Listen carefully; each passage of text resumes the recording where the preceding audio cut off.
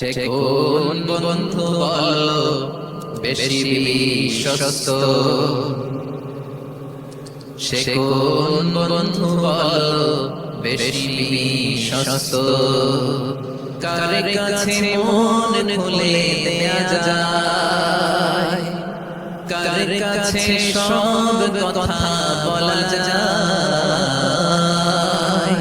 হওয়া যায় বেশি আশ্বস্ত।